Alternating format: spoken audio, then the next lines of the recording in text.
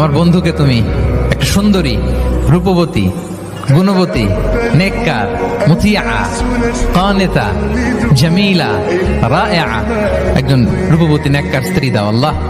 কতদিন ধরে তার বিয়েটা ঝুলে আছে, আল্লাহ তুমি ব্যবস্থা করে দাও, সুন্দরী, নেককার, আল্লাহওয়ালা।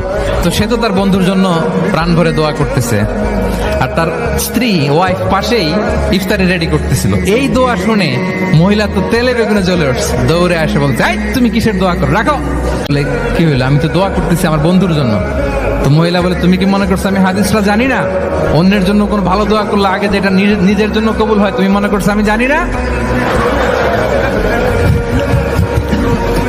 তুমি ভাবছো হাদিস শুধু তুমি একা জানো, আমি জানি না? না, কি সব দোয়া করো এগুলা? আল্লাহু আকবার, আল্লাহ রহম করুক। প্রিয় ভাইরা, এটা বলার উদ্দেশ্য হচ্ছে আপনি ভালো কিছু অন্যের জন্য চাইলে আল্লাহ তাআলা এটা নিজের জন্য কবুল করে নেয়।